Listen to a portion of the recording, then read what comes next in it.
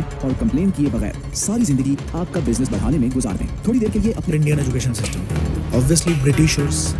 अब आप मुझे बताना जरा कमेंट करके कि ब्रिटिशर्स चाहते क्या थे हम इंडियंस से, कि हम इंडियंस लीडर्स बने या फिर स्लेव्स बने, हम टॉप मैनेजमेंट में पहुंचे, रईस बने, बहुत कामयाब हो, या फिर लाइफ लॉन्ग उनकी गुलामी करते रहे।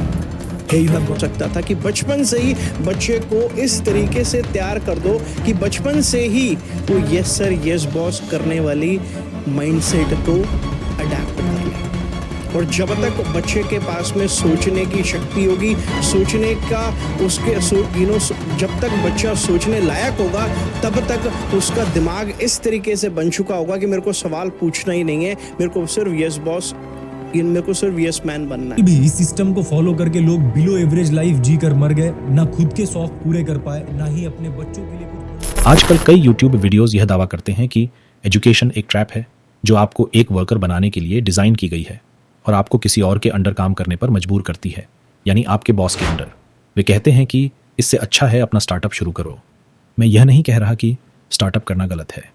एंटरप्रेन्योरशिप के पॉजिटिव साइड्स बहुत हैं, लेकिन हर कॉइन के दो पहलू होते हैं। जहां एक तरफ स्टार्टअप्स के बेनिफिट्स हैं, वहीं दूसरी तरफ उनका एक डार्क साइड भी है जो अक्सर ओवरलुक किया जाता है।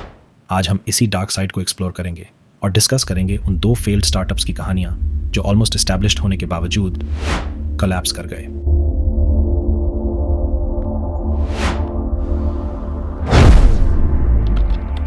यूमिस्ट को 2014 में आलोक जैन और अभिमन्यु माहेश्वरी ने शुरू किया था। इसका एम था लोगों तक घर के खाने का मजा पहुंचाना, जो कि जोमेटो और स्विगी के जरिए पॉसिबल होता। गुड़गांव बेस्ड यह स्टार्टअप सिर्फ 100 रुपए से शुरू होने वाली खाने की सर्विस ऑफर करता था। आलोक जैन और अभिमन्यु माहेश्वरी का विजन था फूड टेक इंडस्ट्री में एक नई जगह बनाना, जहां लोग घर के खाने का मजा ले सकें बिना किचन में टाइम स्पेंड किए। लेकिन उनका एक्सपेंशन का सपना उनके लिए एक बड़ी प्रॉब्लम बन गया।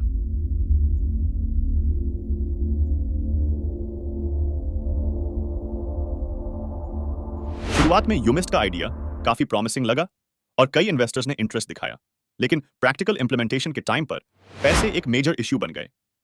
यूमिस्ट ने जोमेटो और स्विगी के साथ टाई अप किया था और पॉकेट फ्रेंडली घर का खाना डिलीवर करना शुरू किया। कई जगह उन्होंने अपना एक नाम बनाया, लेकिन मार्केट में अपनी जगह बनाए रखना मुश्किल। यूमिस्ट के रिव्यूज एक मिक्स थे, कुछ पॉजिटिव थे तो कुछ नेगेटिव। लेकिन एक दिक्कत यह भी थी कि कई रिव्यूज ऐसे एरिया से आए जहां यूमिस्ट की सर्विस थी ही नहीं।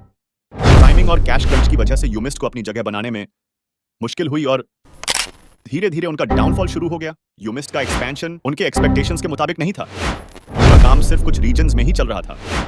2016 में बेंगलुरु में ऑपरेशंस बंद कर दिए क्योंकि वहां किचन की फैसिलिटी नहीं थी। उसके बाद दिल्ली एनसीआर में एक 12,000 SQFT का किचन बनाया गया, लेकिन बेंगलुरु के लॉसेस को कवर करना मुश्किल हो गया।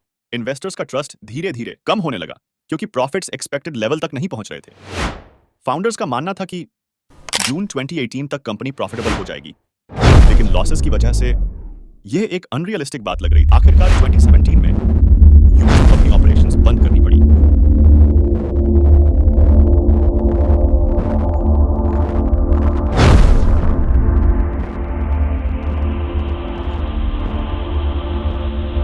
सौरभ गोयल, जो पहले हाउसिंग.com के 12 सह संस्थापकों में से एक थे, 2012 में टाइनी हॉल की कोर टीम में शामिल हुए। बाकी टीम के सदस्य थे हर्षवर्धन मैंडड, तनुज खंडेलवाल, गौरव चौधारी और शिखर पालीवाल। इनका फोकस था एक ऐसी ऐप बनाने का जो फूड और टेक्नोलॉजी का परफेक्ट मिक्स हो और लोगों को बेहतरीन फूड डिलीवरी का अनुभव दे सके। 2012 में फूड डिलीवरी एक नया कॉन्सेप्ट था और मार्केट बिल्कुल फ्रेश थी।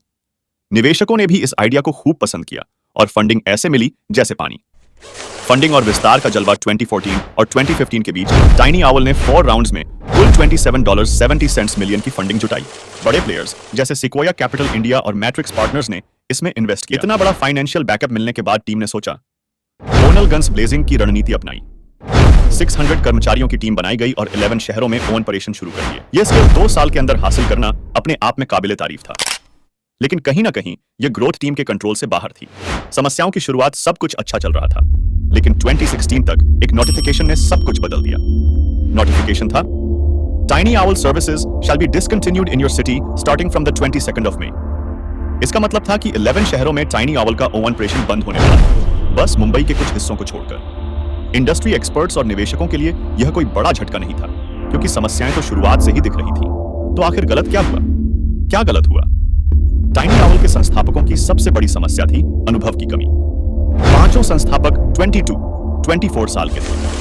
फंडिंग मिलने के बाद उन्होंने टेक्नोलॉजी और प्रोडक्ट डेवलपमेंट पर ध्यान दिया, लेकिन ऑपरेशन और मैनेजमेंट को संभालना भूल गए। फंडिंग मिलने के बाद कंपनी ने सोचा कि जितना ज्यादा खर्च करेंगे उतना ही प्रदर्शन बेहतर होगा। इस वजह से उन्होंने जरूरत से ज्यादा लोगों की भर्ती और अंधाधुंध विस्तार किया, लेकिन टॉप मैनेजमेंट इतनी मजबूत नहीं थी कि संसाधनों का सही इस्तेमाल कर सके। जल्द ही उन्हें बड़े पैमाने पर छंटनी करनी पड़ी, जो कर्मचारियों के लिए एक बड़ा झटका था। हर कंपनी के लिए कुछ महत्वपूर्ण मैट्रिक्स होते हैं, लेकिन टाइनी आउल के संस्थापकों को अपने मुख्य मैट्रिक्स का अंदाजा ही नहीं था। जैसे उन्हें औसत डिलीवरी समय, फ्लीट की आवश्यकता या ग्राहक की मांग जैसे पहलुओं का विश्लेषण करना चाहिए था। इसी के साथ कंपनी हर चीज को एक साथ संभालने की कोशिश कर रही थी।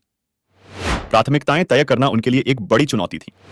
जब प्राथमिकताएं स्पष्ट न हो तो फोकस खो जाता है, और यही टाइनी आउल के साथ हुआ। एंड गेम जल्द ही टाइनी आउल की सेवाएं कम होती गईं और उन्हें रोड रनर के साथ मर्ज करना पड़ा। ओरिजिनल ब्रांड ने अपने ओन ऑपरेशन बंद कर दिए। एक प्रॉमिसिंग आइडिया और मजबूत फंडिंग के बावजूद अनुभवहीन नेतृत्व ने कंपनी को सफलता के रास्ते से भटका दिया।